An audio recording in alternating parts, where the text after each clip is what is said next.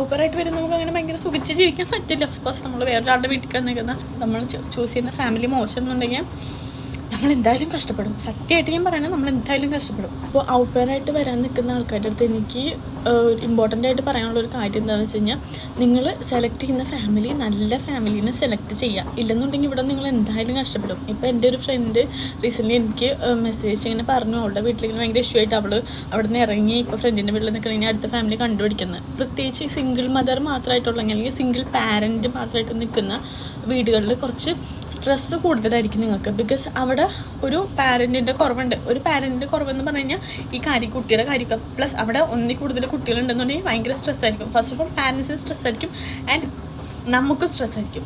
അല്ലെങ്കിൽ ആ കുട്ടീനെ മെയിൻറ്റെയിൻ ചെയ്യാനായിട്ട് ആ ഒരാളേ ഉള്ളൂ. 2 പാരൻസ് ഉള്ള ഫാമിലി എന്നുണ്ടെങ്കിൽ ഇപ്പോൾ എത്ര കുട്ടിയുണ്ടെങ്കിലും കുഴപ്പമില്ല. പക്ഷേ ഇല്ലെന്നുണ്ടെങ്കിൽ ബുദ്ധിമുട്ടാണ്.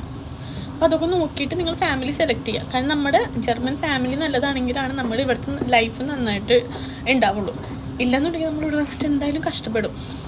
സോ കഷ്ടപ്പെടുന്നു വെച്ച് കഴിഞ്ഞാൽ ഇപ്പോൾ ഔപ്പറായിട്ട് വരുമ്പോൾ നമുക്കങ്ങനെ ഭയങ്കര നമ്മുടെ ഫാമിലിയുടെ കയ്യിലാണ് നമ്മുടെ ഇവിടുത്തെ ലൈഫ് ഇരിക്കുന്നത്. ആൻഡ് ഇവിടെ വന്നു കഴിഞ്ഞാൽ നമുക്ക് വേറെ ഫാമിലി കണ്ടുപിടിക്കാൻ പറ്റും.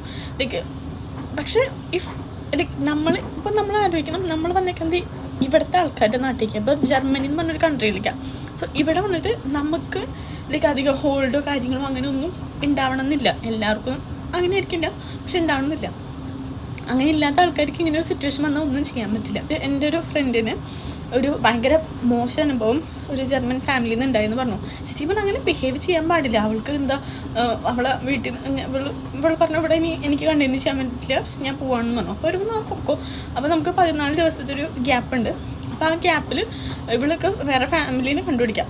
പക്ഷേ ആ ഫാമിലി പറഞ്ഞു 14 ദിവസം നിനക്ക് ഇവിടെ നിൽക്കാം, പക്ഷേ ഇവിടെ നിനക്കൊരു ഫുഡും പ്രൊവൈഡ് ചെയ്യില്ല, പ്ലസ് നിങ്ങൾക്ക് ഇവിടുത്തെ കിച്ചണും യൂസ് ചെയ്യാൻ പറ്റില്ല. ലൈക്ക് ഇങ്ങനെയൊക്കെ പറയുമ്പോൾ നമ്മൾ ഒന്ന് ആലോചിച്ച് നോക്കുക. ഇഫ് ആ ഒരു പേഴ്സൺ അത്ര മെച്ചുവേർഡ് അല്ല, അല്ലെങ്കിൽ ആ സിറ്റുവേഷൻ ഹാൻഡിൽ ചെയ്യാൻ പറ്റാത്ത ഒരാളെന്നുണ്ടെങ്കിൽ എന്തുമാത്രം സ്ട്രെസ് അവർ അനുഭവിക്കും, എന്തുമാത്രം അവർ വിഷമിക്കും. ഈവൻ ദോ എൻ്റെ ആ ഫ്രണ്ട് ആണെങ്കിലും ഒരുപാട് ലൈക്ക് പക്ഷെ നമുക്കവിടെ പറയാനായിട്ട് വേറെ പിന്നെ പറയാനുള്ളത് നമ്മുടെ ഏജൻസിയാണ്.